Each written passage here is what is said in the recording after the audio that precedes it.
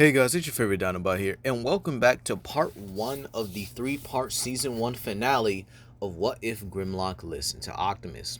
Without further ado, let's begin. Last time we left off here, Grimlock and Optimus went to Cybertron to find the Star Saber in order to defeat Megatronus once and for all. However, they were greeted by the rest of the Dinobots. Sludge, Slug, Snarl, and Swoop. With the team back together along with Optimus, they made their way to the Sea of Rust, taking down the remnants of any of Shockwave's forces and any Decepticons that are taking refuge there. However, this did not go unnoticed as Megatronus felt in his spark that the Autobots were making a move against him, and so he told Megatron to get to Cybertron, probably giving Megatron a backhand when he tried to backtalk him, giving him, oh, the sweet irony of Starscream's treatment. To which Megatron's like, huh, so that's what that feels like. Well, now I know. Sucks, doesn't it? But that is where we're leaving off, with the Decepticon ship now arriving in Cybertron's orbit. However, they cannot enter, as a barrier is blocking them repeatedly. And well, this is because Megatronus was blocked from being on Cybertron. A magical ward put there by the death of Solus Prime to permanently prevent him from harming or even coming into contact with his own home planet. Crazy, ain't it? But hey, he did kill her. And so, this is where he sends Megatron, Thundercracker, Skyquake, and Dreadwing to go ahead and, well, deal with the Autobots themselves. But before Megatron leaves, he simply torches him a little bit, kind of a warning that if he fails him, this will be his punishment. To which, as they both enter Cybertron's orbit, Skyquake and Dreadwing talk amongst themselves here. And this is where, well, Skyquake asks, are we sure we're following Megatron this time?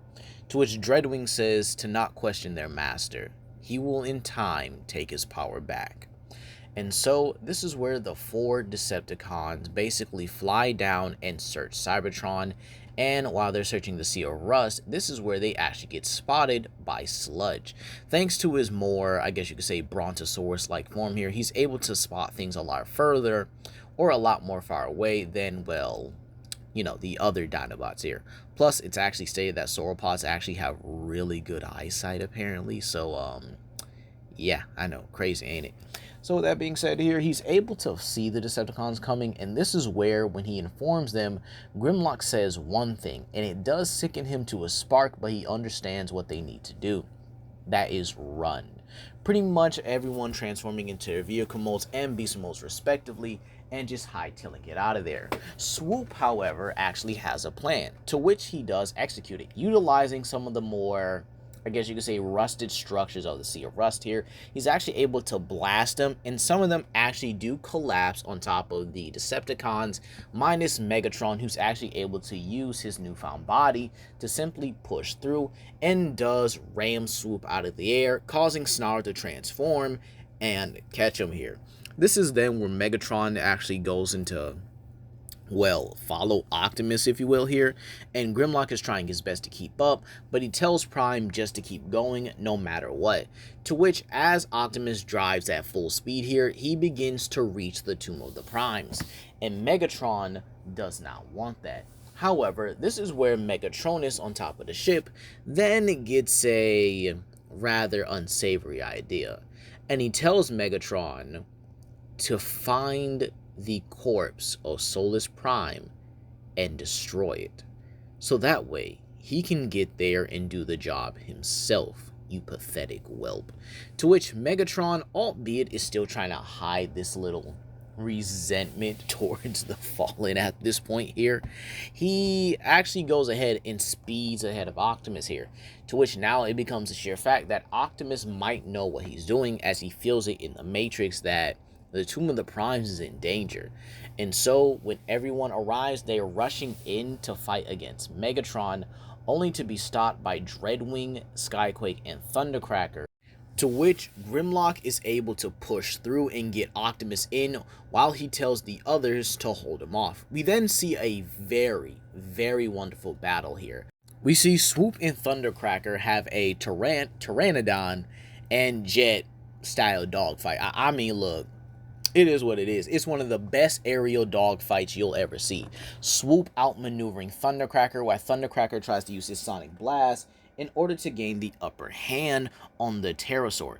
We see Sludge and Skyquake trading blows back and forth on some breakdown and bulkhead type of stuff here, with Sludge utilizing his sheer size and superior strength to get the upper hand on Skyquake. However, Skyquake starts utilizing his better skill in combat to get the upper hand on Sludge. However, Sludge starts applying some of the few moves he's learned from the other Autobots on the civilization and begins to, well, just match it out with Skyquake.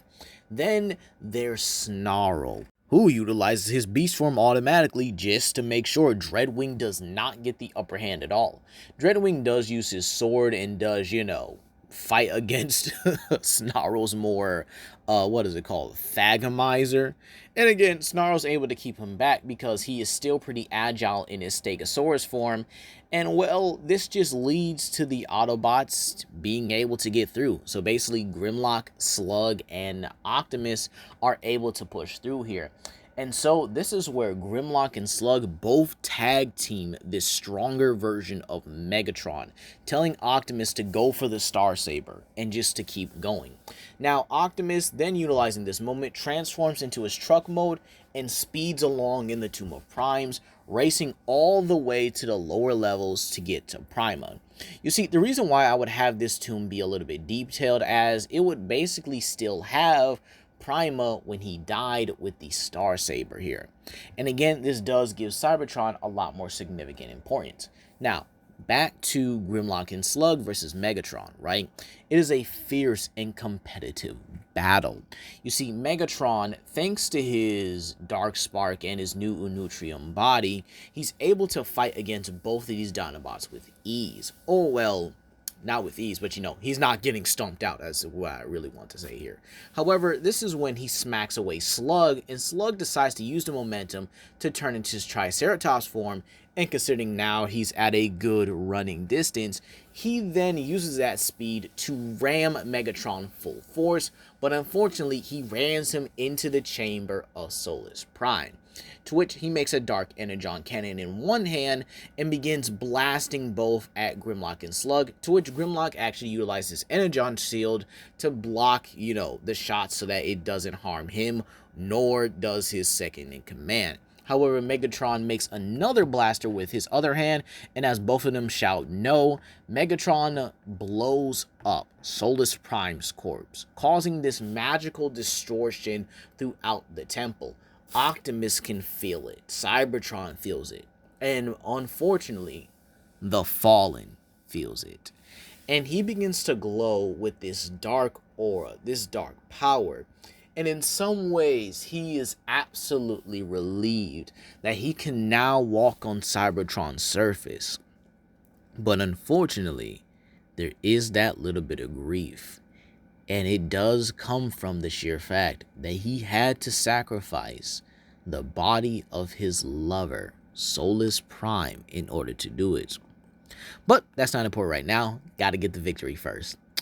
So, he makes this dark portal here, to which this is where he enters at the entrance of the tomb, where we see Sludge, Snarl, and Swoop all look down in horror, while the Decepticons pretty much just look kind of, I guess you could say, a bit more hopeful than usual here. And he says, "Finally, your pathetic leader has done something right." Not wanting to stand for this, Skyquake tells Megatronus that he will not disrespect Megatron any longer. Drawing his sword, he lunges at the Fallen, and the Fallen simply just opens his hand. And this dismantles Skyquake on such a level that it just looks so horrifying and gruesome, killing Skyquake here. And to which he then tells Dreadwing, will he follow the same fate?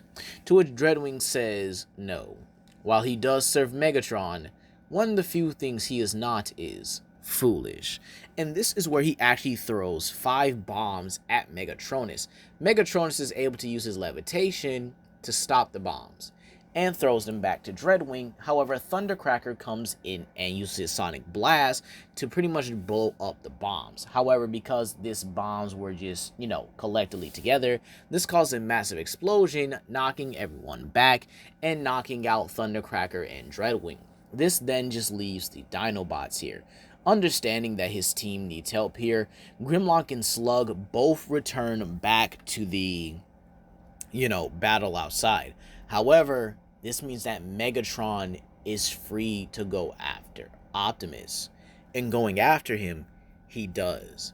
And he tells his master that he will retrieve the Star Saber for him so that he can claim it. And Megatronus says, good, but remember the consequences of your failure. Now, as for these 5 beasts. To which Grimlock says to the other Dinobots, go and help Optimus. To which they look at him as he's insane. He's like, and this is where Swoop pretty much says, do you know who that is? Yes, I fought him before. And how did you do before? He used a Requiem Blaster and, well, I don't want to talk about it. To which this is where Swoop says, yeah, I kind of figured, right? So here's the thing. We could go after Optimus, or we could choose to trust him. Something that he's been giving you as of recently, apparently, right? To which Grimlock understands what his scout is laying down here. And well, he does decide to fully put his faith in Optimus.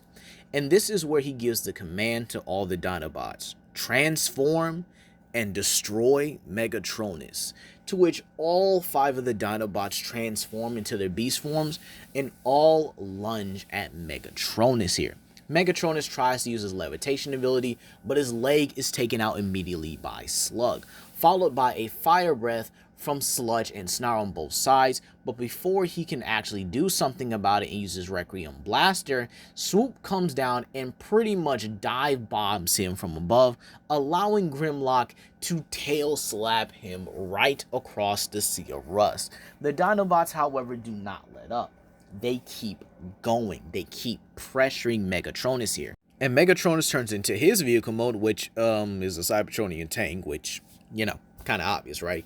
And begins unleashing these powerful space-time-like energy blasts, trying to distort the Dinobots here. However, thanks to Swoop here, he is able to, get deterred a little bit here and tries to aim his firepower at Swoop, but this allows the other Dinobots to kind of pounce on him.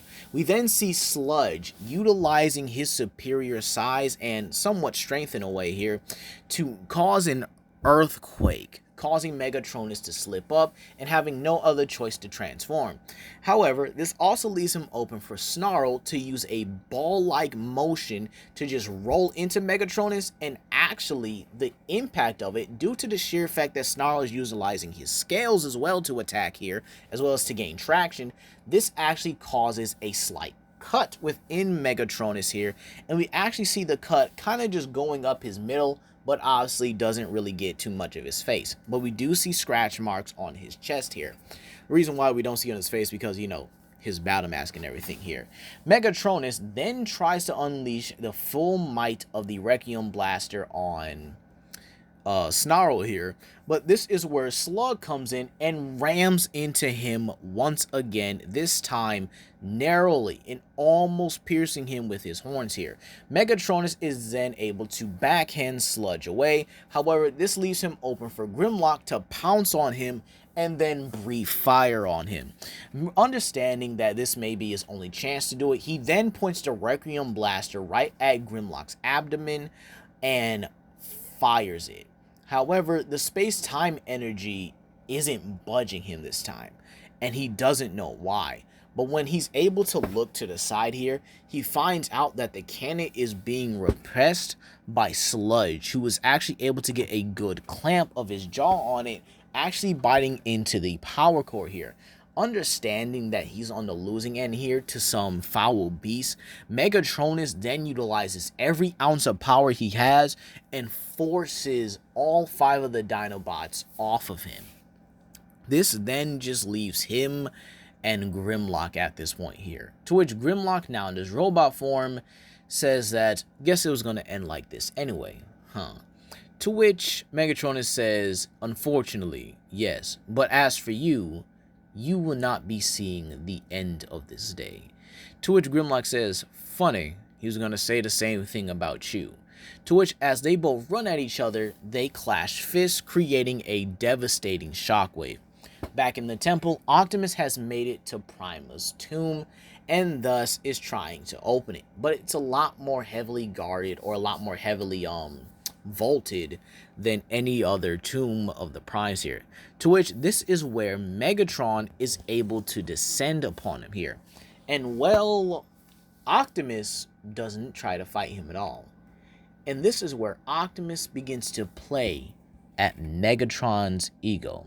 The conversation will go something like this. Megatron, Prime, you really are going to let someone dictate how you live? Dictate and treat you like a servant?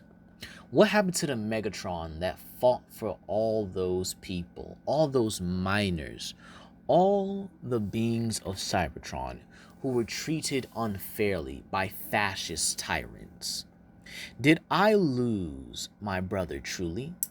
Or were you just reborn as some puppet to a dictatorish god who uses you as nothing more than a pawn? Now, while this is happening, the tomb of, well, Prima here actually opens fully. And this is where Optimus is able to claim the Star Saber. Now you might say, why is he able to do this when Megatron's still there? And it's because the words that Optimus spoke are true. What happened to Megatron? Is he right? Is he lesser than what he was before? To which, as Optimus walks out with the full power of the Star Saber in his hand, he simply tells Megatron, you still have a choice to fight for Cybertron. While he understands that you may never join his cause, he also understands that you will bow and serve to no one. And if that Megatron is still in there, then feel free to fight for what's right. Fight for your cause, and maybe renew it. To which Optimus would transform with the Star Saber in hand and just simply drive off, leaving Megatron with a lot to think about here. He has this power. He has the Dark Spark, but at what cost? He even opens his chest and takes out the Dark Spark, looking into it, wondering if servitude is really a price he wants to pay for power. This is where we would actually see Megatron's flashbacks, if you will, from his time in the pits of Chaos, from his time actually meeting Orion, Ratchet, and Soundwave, him gaining this following, him becoming what he was now. And yes, we do get some flashbacks of him, you know, getting thrashed by Grimlock and thrown through Triptychon and everything. So, yeah. So, with that being said here, yeah, Megatron has a lot of thinking to do.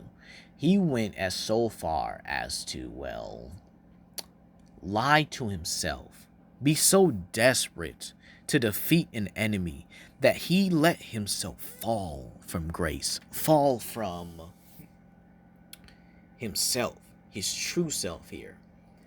And with that being said here, he crushes the Dark Spark in his hand. Not only does this revert him back to his regular self here, but he feels renewed.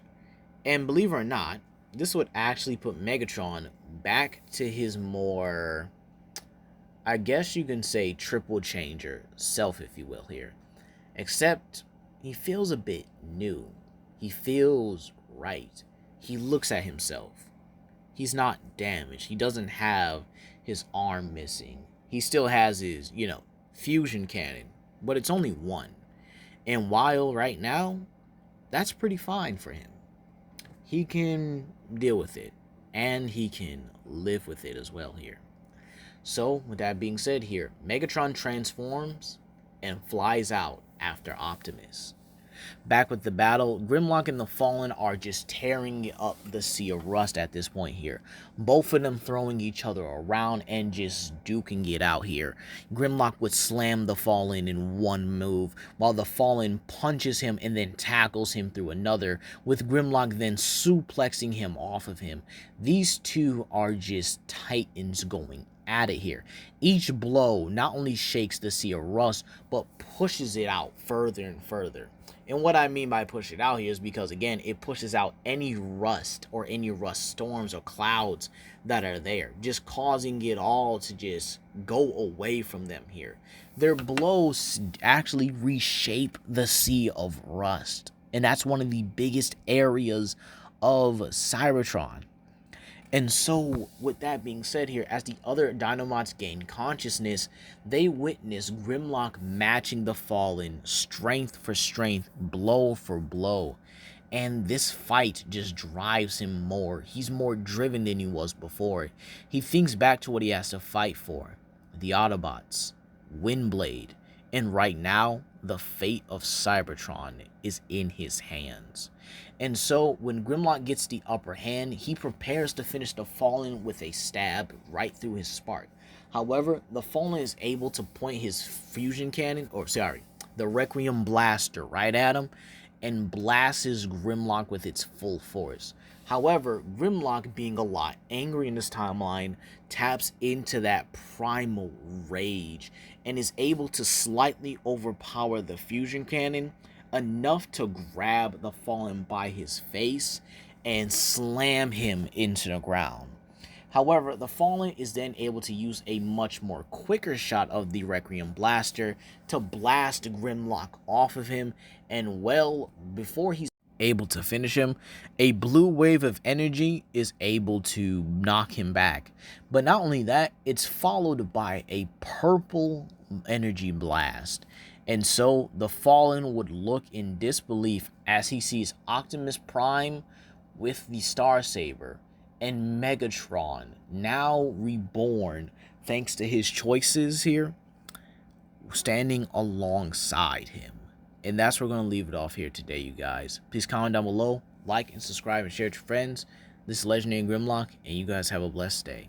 Peace.